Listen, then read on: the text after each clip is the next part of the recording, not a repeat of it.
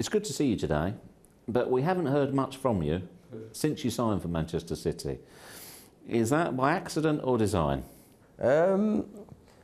Purely just to singly focus on my football.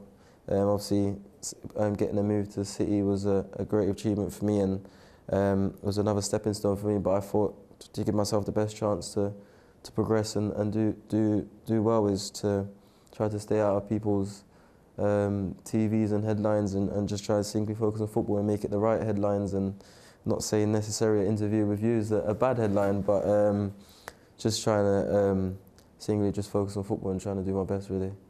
I can understand your thinking. It attracted a huge amount of headlines, a huge amount of controversy, and also, without you necessarily saying anything yourself, people will have formed an opinion of you. Did you just decide then that the easiest thing is, I'm going to say nothing, get my head down and play football? Yeah, it's definitely a difficult one because, as I said, people formed an opinion on me, and I can't do anything to change that.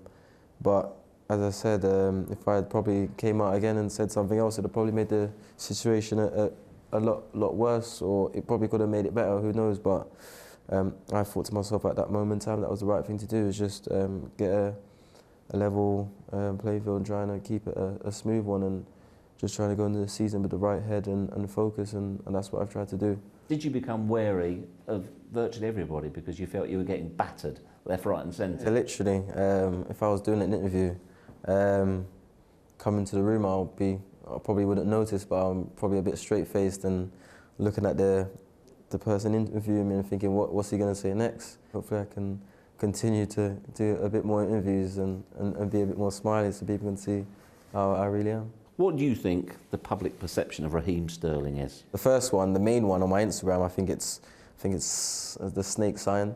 I think that's the biggest one so far. Not trying to make a joke, but I think someone that loves money as well, and just hungry for money. But realistically, as I made my stake, was I'm trying to improve as a player, and that's the most important thing for me and for my development. And I'd just done what I thought was best for my career at that moment in time. Who helped you get through this, what would have been a difficult phase for you? My friends, my mum, my agent, my girlfriend, and everyone around me, really. They most definitely just made me laugh. As I said, like, when I'm at home, like literally, if I can honestly explain to you, like, when I'm at home, I'm possibly superstar treatment. Possibly the most annoying person you'll ever meet. I'm just always having a laugh, always always having a bit of a poking fun at my friends or my uncle or anyone around me at that moment in time. Your mum is a big influence on your career, isn't she? Is that still the case? Well, yeah, I saw that big sigh then. It gets a bit annoying at times because after games, obviously you have quite a lot of messages from friends, family and stuff like that. And I can honestly say, out of the games that I've played this year, no less than probably 10 to 15 times I've had, you weren't in the box as much, you weren't in the this is from my mum, you weren't in the box as much as you should be. You should be close to the goal, so it makes it easier for you. I'm thinking, I just can't believe, obviously, her level of thinking. As I said before in the interview, I actually called her Jose Mourinho purely because she actually thinks she is the chosen one. Well, hang on, let's be fair. Just because she's your mum, yeah.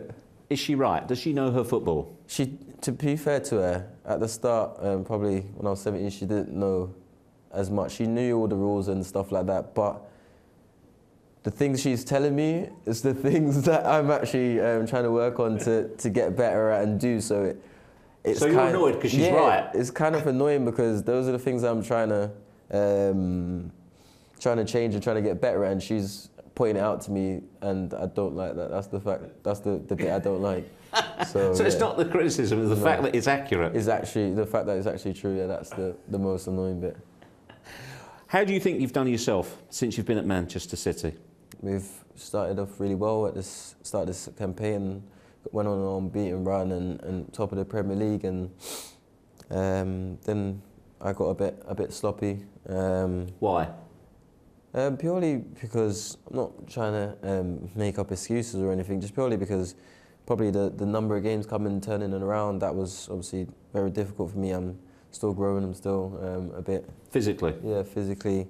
So that was a bit hard. Some of the physios and people at the club tell me the way my body's built, I probably need a couple extra days more than your normal player because of probably my muscle fibers, as they say. It just sounds like all science to me and stuff like that, but I do definitely feel it at times, and that's no excuse. Therefore, trying to recover quicker, and the facilities here at our training ground are second to none. So yeah, I'm always improving. I've got better at doing the professional stuff a lot better, getting my massages before and after training, ice baths. So yeah, those stuff definitely helped, and it's definitely showed on on the pitch at times when we've had midweek games and stuff like that in the Champions League because of that quick turnaround. So you've reaped the rewards from being more professional? Yeah, definitely, and it's something that I am going to stick to doing and get better at, because I've definitely seen the rewards at the end of the day, because probably if I had a game on the weekend and a game midweek, if I didn't do the stuff that I was meant to do, the game in the Champions League, I probably wouldn't be ready and right. So yeah, the stuff are definitely helping me, and hopefully I can continue. What do you judge yourself on? I judge myself my personal goals, which is at the start of every season, I set a target for myself, and I'm on course of doing that. I'm on course to do that this season. So hopefully. What is it? I can't. I knew you were going to say that. I can't quite. Is it a number of goals? A number of goals and a number of assists, and they're both separate. And I try to start myself with something that I think I can reach, and it's not something ridiculous, but something that I know I think I can reach. And so far, I'm on course to do that. And then the next one is therefore trying to, with those goals and assists, trying to help my team to get as far as we can in all the competitions and stuff like that, and trying to come out of the season with a trophy at the end of it. Those are my targets, and those are my targets for the next coming seasons as well. You've got one trophy already. Is that enough? One trophy. So obviously it was a really good feeling winning my first trophy and getting that out of the way. And now it's trying to be as greedy as possible now. That's the most important thing, is trying to be as greedy as now as possible for trophies, and trying to collect as much as I can over the next my career in the coming years. When you look at your statistics and you break your game down as well, what do you think you've got to improve upon to get to the very top level? And also, in your opinion, who or what is the top level? My target is over the next coming years, months, not years. I mean, this is something that I want to do in a quick succession, really. So, my target is one shot, one goal. Like, if I basically saying being as clinical as possible. If I get a chance in the box, it's a goal, and because the competitions we're playing in the Champions League, you probably might just get one chance, and if you're playing against a team like Real Madrid, Barcelona, Bayern Munich, you probably will get one chance, and you've got to be clinical and finish those chances, because you might not know if your team will get another one, and hopefully your defence could be at the best on their day and you can win 1-0. So those are the target I'm looking to set for myself, because players like the best in the world, that's what they do. They get a chance and they finish it, and that's how they win football matches, and that's the player that I want to be, is a player that decides football matches at the end of the day. What sort of player are we talking? Not to put any pressure on myself, the best I can be, and I know within myself where I want to be in the next few years. Not want to put any pressure on myself or name any names, but I definitely want to be up there with the best players in the world to come in. Come on, I'm trying to get a name out of here. The likes of who? Are we talking Neymar? The likes of Neymar, most definitely. He's a world-class player, and I've got some work to do to get to those sort of level. But as I said, those are the targets I'm aiming for, and I'm not going to hide it and say I'm just happy to be playing, and I just want to score goals. I want to be one of the best players in the world and in my country. Is that something you work on after training, or? Yeah, definitely. With the games and the schedule, it's sometimes a bit difficult because you have second-day recovery, and they try not to get you to do as much work. But these are the things that I have to work on if I want to reach to that stage, and that's what I'll be doing, and hopefully I can reach there. Best moment in a City shirt so far? Oh, What's been the best day at the office this year so far? probably yeah. I can't not say the moment at Wembley walking up them stairs. That was possibly my best moment so far in the City shirt. Probably on the pitch. Probably the one to top top group at the Champions League, and obviously finish first, and that was definitely a big moment. Obviously to not face probably one of the big boys in the next round straight away. And Anybody but Barcelona? Yeah, anyone but Barcelona. So, but as I said, yeah, it was probably that moment. Yeah. Best Premier League moment and best goal you've scored? In a City shirt.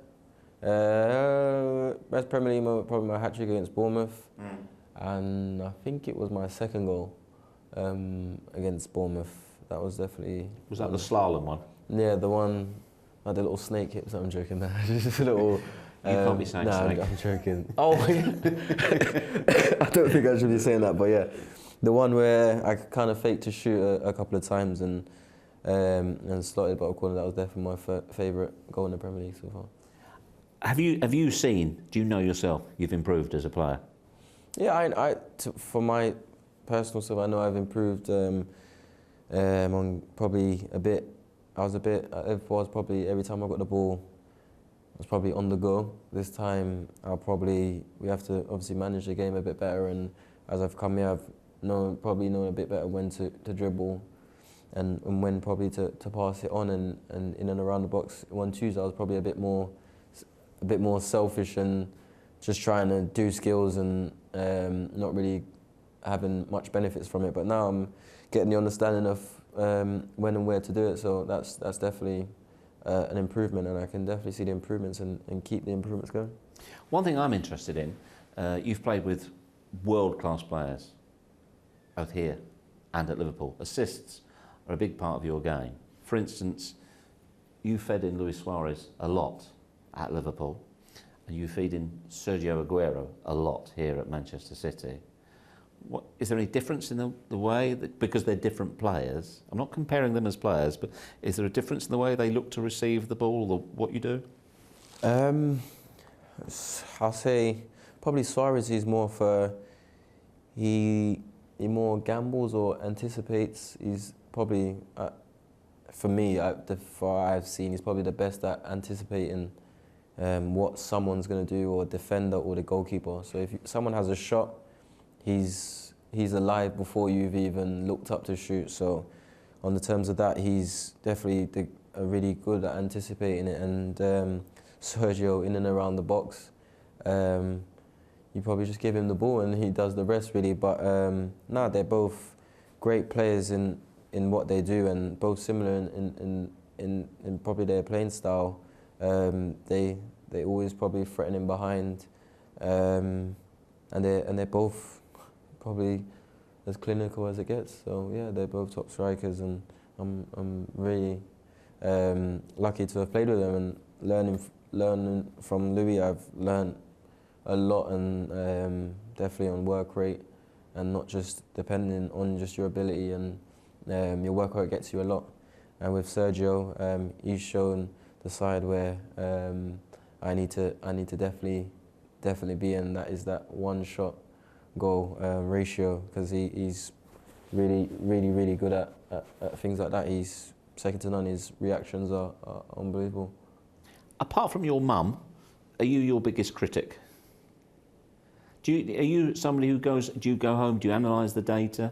I get my things sent by email, so yeah, I know when I've had a good game, I know when I've had a bad game, I know when I've had an okay game, and I'm not one to, if someone comes up to me after a game and said, you done well today, I make sure I tell them, or not in a rude way, but I try to not make people tell me what I want to hear rather than what I need to hear. So I'm You want the truth? Yeah, I like hearing the truth. I remember messing around in the car with my girlfriend after the game, one of the games, and she said to me, I was a bit loud in the car. She said, "Is that because you scored, yeah?" And because I haven't scored in a couple of games, so that was nice to hear. It was a little bit of a wake-up call to say that I need to score a bit more. So yeah, I like people telling me all the time when I need to improve, or not improve, but keep my focus and keep going. In common with all other footballers, we only see you on the pitch. You say you're a joker. Are you, are you a very different person away from football? Oh, I swear, if you could see me away from my here, I couldn't. Yeah, I'm literally lively, like a bit too lively for my own good. So you're not as dull as you normally are when I see you? No, not. Not as boring. Not as boring. That's all a self-defence mechanism, I see is what it? you done there, a little banter and that. Yeah, I see what you done there. Nah, I'm a bit. When I'm with my friends, I'm a bit too much. Obviously, because I've known him for so long, and probably from what I've seen, it's being said about me, I'm a bit obviously trying to hold back on my judgment and trying to get to know wary. the person. Yeah, definitely. And I've always been like that. Not just because of now. Even when I was a young kid. I'm still young now, but even when I was young, I was always the same. My mum would be like, why are you so moody when you go for anything? If I went to football or I didn't know anyone, I would just be silent. I wouldn't say anything until I've honestly heard the people talking and kind of get to know them. So yeah, that's how I am. And thankfully today you were really easy to speak to, and you just was straightforward, and that's exactly what I like. So that's why it's been a pleasure to obviously sit here and have a great interview with you.